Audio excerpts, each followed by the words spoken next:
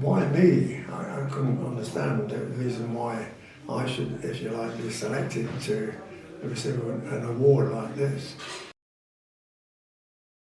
I believe it was, I'm sure it was an advertisement I saw for instructors in the Air Training Corps. I couldn't swear to that, but I'm sure that's what it was. And somehow or other I obviously applied for it and got a reply. And just at that particular time, they were reforming 303 Workshop Squadron in a hut which was positioned where that house now stands. Okay?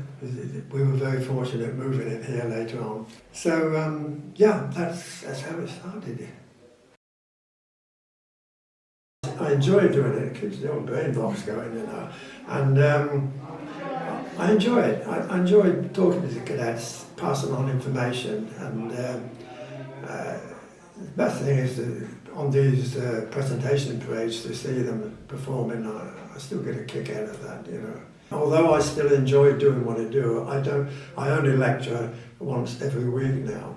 Lecture on subjects that I love doing, which is radio communications and principles of flight, how the aircraft fly.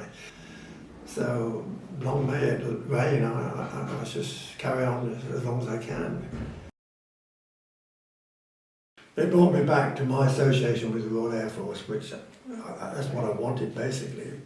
But then I found that I was keeping abreast with the youth of the country by looking into their training syllabus and instructing on my past and what the ATC holds, and passing on, as I said before, passing on my experience, which I felt at the time was very helpful to cadets.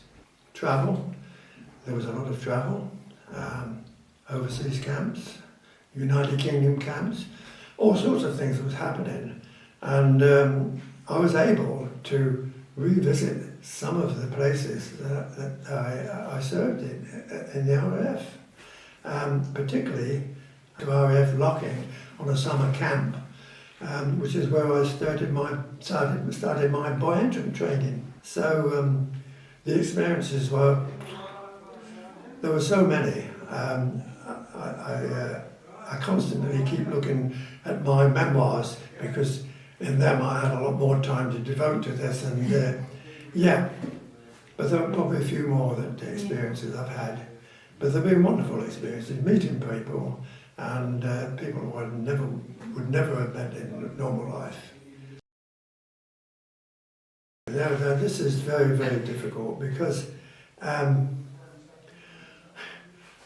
in recent life, my favourite experience, and this only happened last year, I had a flight in a Spitfire. It was all my ambition. I was at a soft spot for the Spitfire. Probably goes back to my childhood when we used to see them down on the south coast and that. Yeah, I treated myself to a flight in a Spitfire. So that was one. But there are so many. Another one that comes to mind was on our inauguration parade here in Worksop.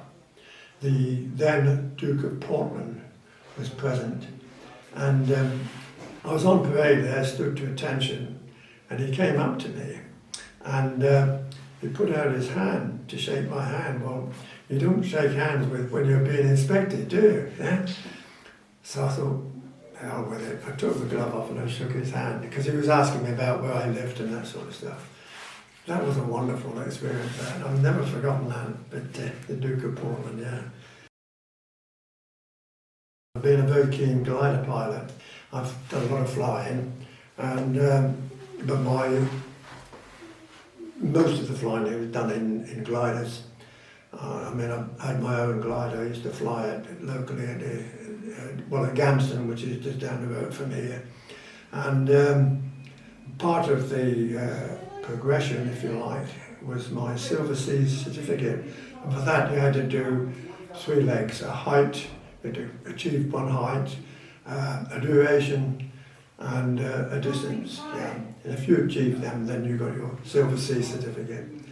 And I did 2 hours in my duration in a glider, which was a long, long time.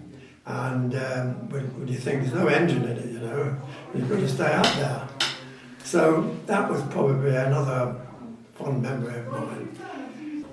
I hasten to say that, although once again it's not anything to do with ATC, but going alongside my ATC career, I was also a member of the BGA, which is the British Gliding Association, and that's where I qualified for my certificates, etc.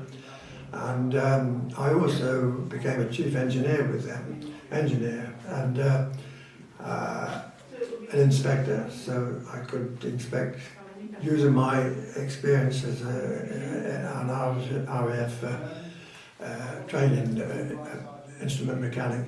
I used that experience to certify aircraft to fly and also to repair them. So that was alongside my ATC career.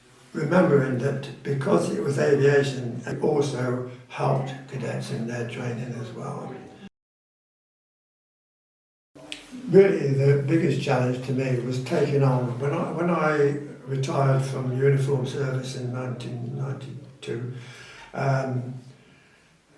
Wing Commander Phil Giles, who was the CEO of the East Midland Wings, because we were in the East Midland Wing now, not Trent Wing, and he knew of my background of flying, etc.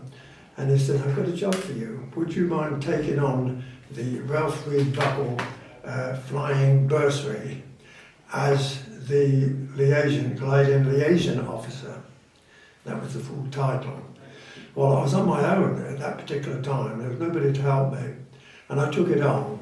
And I also later read or wrote the history of that particular document, which was from my, at the time I didn't have laptops and things like that, but I had loads and loads of paperwork. So yeah, that was the biggest challenge to me, and I thoroughly enjoyed it. But I did 20 years with the bursary, 20 years. And in the early stage I did it on my own. The job didn't entail other people helping, but later in years we formed a trusteeship, and there were 7 of us that ran it. But my job basically was arranging the interviews, finding the venues for flying, and it'll be a week's training for cadets, paid by the bursary. The bursary incident, I should perhaps mention it, a previous wing commander died in an air crash, Ralph Reed Buckle, that's where the title comes from, and his wife put up a sum of money for a bursary for extra flying for cadets. And the actual powered flying, that's flying with a motor sort of thing, was too expensive. So at that particular time when I retired, he asked me to take it on for gliding, so a bit cheaper sort of thing. Not a lot cheaper, but we eventually ran out of money in 2015 and it folded. But it was 20 years which was running alongside what else I was doing sort of thing. But that was my biggest challenge, I would think, running the Ralph Reed Buckle flying bursary. Yeah, in '98 we introduced, well I say they introduced girls to the Air Training Corps, and I think our first cadets came about 1986, 1985, 86, something like that. And of course, and I've known times when the numbers of girls have exceeded the number of boys, but this varies over the years sort of thing. But yeah, so that was a milestone, if you like, and something very interesting. Uniform, but really, when you think about it, the end product, of course, is still the same. To be good citizens. This is, hopefully, we hope that the training they get will produce something in a youngster.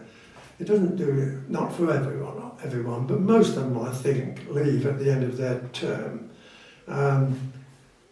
better off from their training within the Air Training Corps. And I'd like to think they were better citizens, or will be better citizens. So yeah, lots of changes, but Not really, because I'm still doing the same thing as I did years and years ago.